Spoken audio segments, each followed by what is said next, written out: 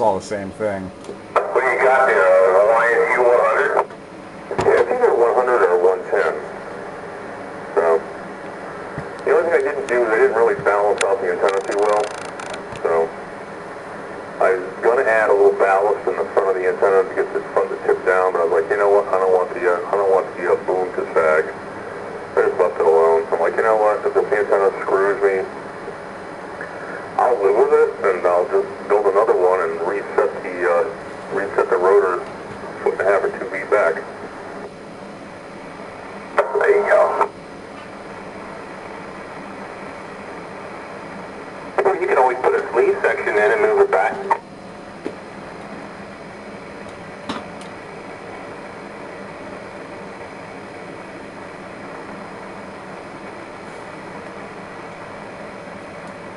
Yeah, I've got a security camera mounted up underneath the boom. So I can actually, the security camera's got night vision, so I can watch it as it rotates from vertical to horizontal with night vision. Pretty neat. Nothing like feedback. Oh man, I'm telling you what, I was playing around with it yesterday. Not yesterday, the day before yesterday. Wonder Boy was out in Warrenville or something like that. It was up on 611. And he said he's going to be coming down the turnpike, so I turned the beam vertical and flared it down towards King of Prussia. And I put some fire in the wire. My monitor went green. I get into something then. Yeah, well, I shut the monitor off and I unplugged the camera. About half an hour later I went back to it and it seemed like it was okay. Yeah, it sounds like Wonder Boy was out in Warrington. That would be up around 611 there.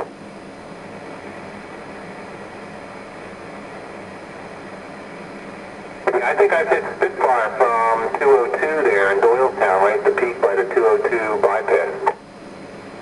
I would have heard you up on the top of the mountain there and run a skeeter 71 miles away.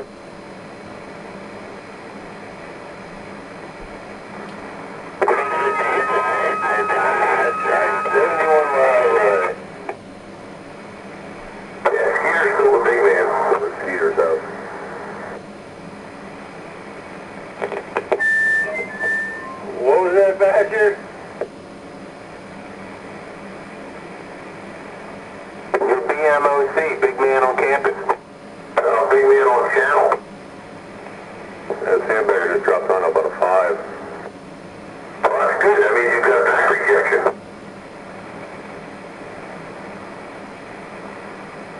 Sparky. Yeah, yep. When you went down flat, I lost you completely, but you're back. Yes, sir. Okay. I'm thinking that you and Quarter Wave Dave are probably pretty close in proximity from where I'm at. Yeah. Hey Dave, you out there? Yeah, we're back to you, Badger. Give me a little chatter. Yeah, 1, 2, 3, 4, we got a good copy on you. Like you said, when you went to Honolulu, I dropped down.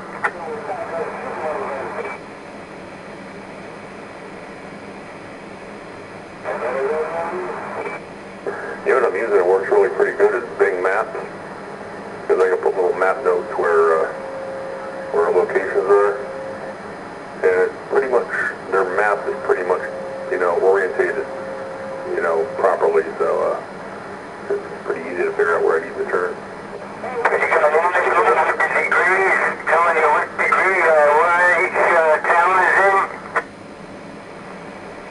I'll give you the exact degrees. That's all I use, Badger, is the map. And I just guesstimate from here. And apparently I guesstimated within 1 degree of where Dave was that night. Yeah, you were damn near dead not gone.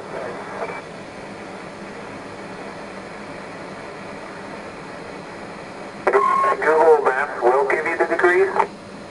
Google Earth will. Google Earth, okay. Yeah, if you use the ruler function and you put, start at your location and you extend it out to where you're trying to go, it'll give you the actual degrees as well as the distance.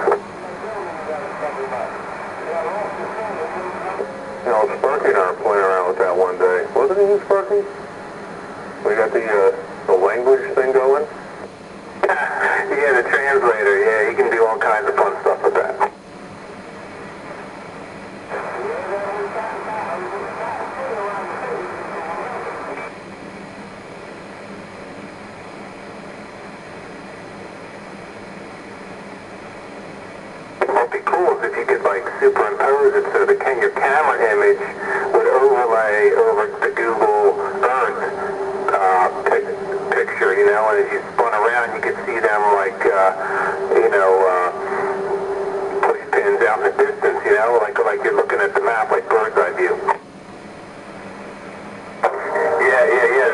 The Google Earth display spins in sync with your rotor. So what you're seeing is what the antenna sees. Well, yeah, you see the push pin superimposed on the image with the camera that you know to stop when your push pin's centered up, right? Yeah. Wouldn't that be cool? And make sure you put a map note on King Street, Boston, to show where you can get crabs. Hell yeah, there's a lot of places you can get crabs, man. Just find really trashy women. That's right down from the Voodoo Emporium. Oh, Fred's Discount Voodoo Emporium?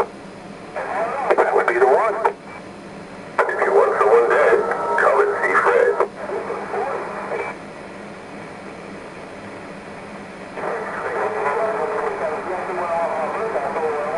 Yeah. I hear ya. You hear me now, don't you? Yes, I do. I hear you there. I think I might back this finger down one click. Yeah, that's cool. Yeah, get that piece of metal from you over aluminum. Then I get up there, I can straighten that beam out a little bit. Show you right. That's right.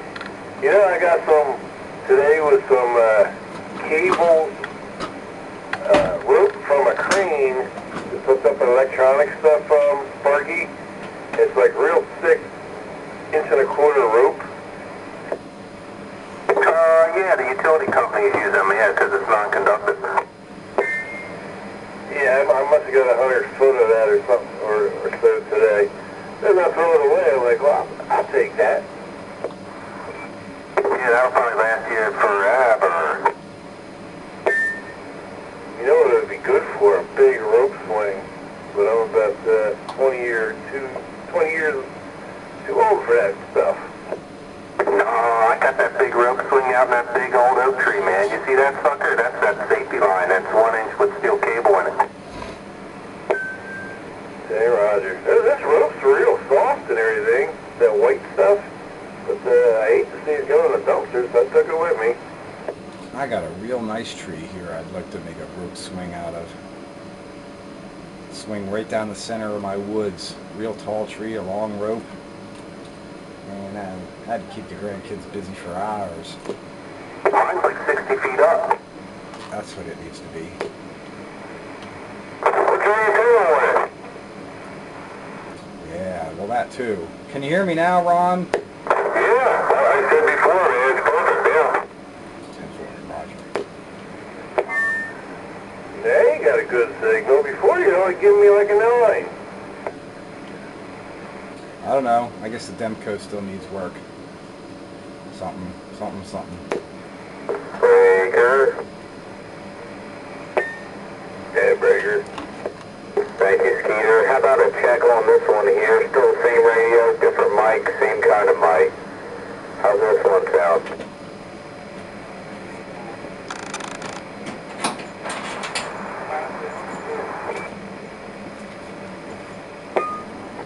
Well, I'll answer that one. It sounds alright.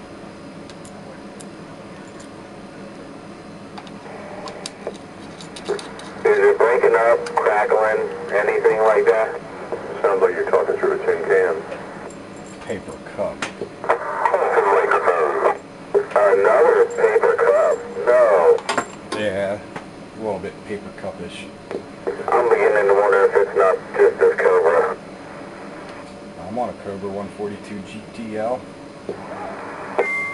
It does sound paper cuppy, like big paper cuppy. Not tin can, but paper cup. Got an Astatic D104 handheld. No, I'm getting ready to throw one on now. This is an M6B, or no, wait, 575 M6. I think it sounds okay. Green Dog is just like there's no boost behind it, like there's no fire in the wire. Yeah, it's okay, but it does have that paper cupish sound to it. I was on a Diesel Echo mic, And now I'm on an static D104 handheld. Same radio. Yay! Alright, there I just turned up a little bit more juice on the mic. I don't think this radio has a hot audio end. You know, it's not too hot in the audio department, but how's this right here? Hey, Green Dog, just do me a favor, don't talk directly into that microphone. Talk from one side to the other, perpendicular to the microphone. Maybe your voice is overdriving the paper element of that microphone pickup. Just back away from that microphone. Yeah, or talk across it. Or if you got any foam, fill that microphone with foam. No, I did all that before. I get up a little bit further away, but I did crank the mic up right before you. It's even worse. Turn it back down. It's even worse. Alright, I'm back down. Green Dog, you got channel 4. I want to keep the back through. Good mother coming through. Oh no! Oh no! Oh yeah. Good Google Mooga. Like you're holding your nose. Like I'm holding my nose? Yeah, kind of nasally. Probably the mic's fault, not the radio. Maybe put a different mic on. That's better.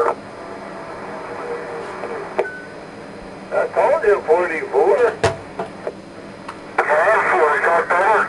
Yes, it is. 44. How's it going there, Skeeter? How you doing over there, Mr. Hightower? How's Canada treating you up there in the great northeast? Old Canada. That's the same as you guys are. We're not that far apart. Breathing the same air and feeling the same sunshine, Roger. Yeah, and we've been having a little bit of Indian summer, and I've been taking advantage. Yeah. So I had. It's beautiful here, man. Just amazing. I know, can't believe I can go outside right now and not freeze my butt off. And I haven't burned a stick of firewood yet. Yeah. Go ahead, Hightower. Yeah, I was just going to say, it's been the same out here. Really, really nice weather, man. Really, really nice weather. T-shirt, I was up in Perth on the weekend, and it's just fantastic. Unbelievable. Enjoying every minute of it, man. I'll tell you what.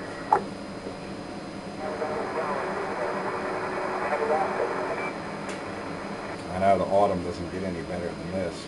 I've been riding the bike a lot. The big bike. I'm just waiting for the bottom to fall out, though. Yeah, that's probably right around the corner. I got to get my firewood together. Well, it pretty much is. You know, the kindling junk. I mean, I'm afraid it's going to go away from the nice mild weather like this to cold. I did all my firewood on the weekend, and I was sweating like a pig when I was doing it. I tell you what, man, last year I did my firewood, and it wasn't the same type of weather, and it was around same time of year. And oh man, it was just amazing last weekend. And wouldn't you know it, the nice weather and everything, I'm trying to get ahead, actually get ahead on firewood. And I'm running the splitter and the coupling goes. So that put me a week behind of getting ahead, but no matter. I'm still getting ahead, the coupling's fixed. What do you mean, the coupling there between the motor and the pump there is what they call a love joint? That's the one. Yeah, well, that's an easy fix, though. Well, it would have been easier if the Allen screws weren't rusted in place for 20 years. That log splitter has never been indoors. There you go, 20 years. So you know what? You got another 20 years up. If you put a new oil on there, you're good to go for 20 more years. That's what I figured. I'm good for another 20 years. You know, the thing burns oil and smokes and puffs, but it does the job. I don't care. You know, there's no other leaks or anything, you know. So I'll just replace stuff as it breaks. And yeah, I took care of the coupling. She's good to go. It was pretty funny. It only took me a couple of hours, you know. I had to drill out the screws and easy out them and everything. And then, you know, I couldn't get it easy out in there just right. So I'm like, you know what? And after I already drilled it out, I figured I put the gear puller on there and just pulled them right off. I was just gonna say, yeah, put the gear puller, pull it right off. But yeah, but do you think you're gonna be doing wooden point gears on there? Yeah, I got 3 standing dead trees right now that I gotta come down, and I got a pile of maple that came from the Husky rescue. And we did pick up a breaker, I believe, in there. How's the camel? How's everyone going tonight?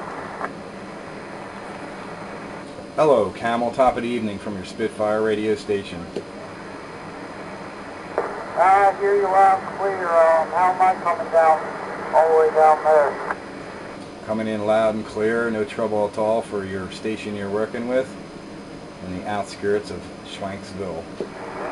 Alright, 10-4. Yeah, I'm in the mobile and kind of, I don't know, I'm getting a lot of noise because I'm in between the house and the trailer, washing machine and things like that. I understand your situation. Well, you know what it is. It's Wednesday night, classic radio roundup. So you went back to the Wilson antenna from that other thing? I actually got a hard mount antenna. Instead of, I switched out the Magnum mount and got a hard mount antenna mount. I found that off turn. But you're running the Wilson again now, right? Yes, 10-4. Okay. That's what I thought I saw the other night when my daughter and I rode by in the golf cart. Golf cart. I must have missed you on it. It was Sunday, I guess. We took a ride. Yeah, I don't remember what I was doing Sunday. The dog was outside staring at us when we rode by, though. The poodle? Yeah, this is that. Yeah, the big, huge poodle.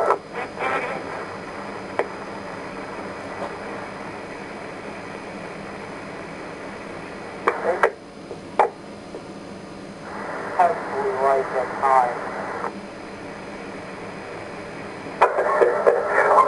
Typical honey dog. Yep, always curious and trying to say hello.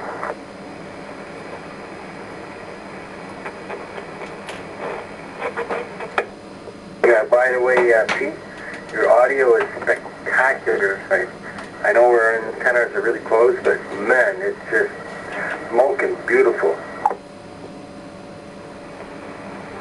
Yeah, this is my modern classic radio. Pretty much the only one I have that's 40 channels. I have a couple.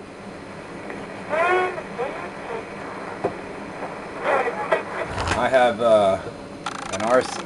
it's a realistic TRC 453 and my Cobra 142 GTL. Everything else is 23 channels or less. Yeah, okay, I got a Cobra 2000 at 40, the TRC 451, the Cobra 139 XLR, and I think that's it for what would be considered classic or vintage radios that are 40 channel. Oh no, I got that couple of mobiles. I got that JC Penney 40 channel mobile, so I put FM in. Johnson 4740. I guess you could call the Barker and Williamson a 40 channel. Oh, and also my Courier Gladiator. That's 40 channel too. Were those Johnsons, were they like a base mobile with the LED bar graph? No, these are just strictly mobile, and they've got an analog meter. And the meter looks a lot like an SDE meter. Johnson made a mobile, it almost looked like a base mobile 40 channel sideband, but no meter, just a bar graph.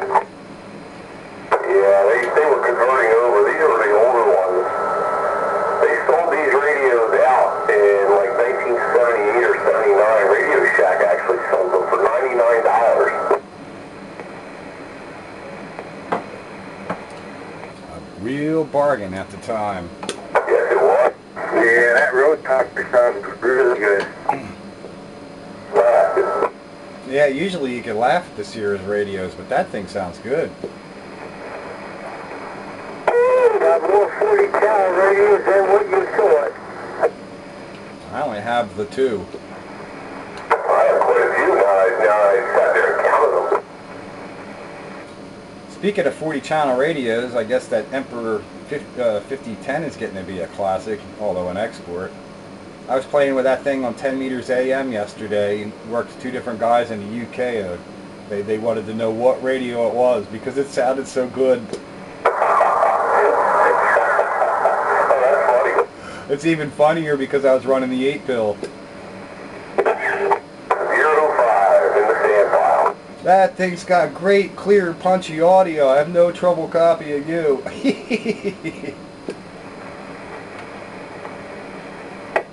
Anybody talk to the old 05 lately? Nope. We're persona non grata.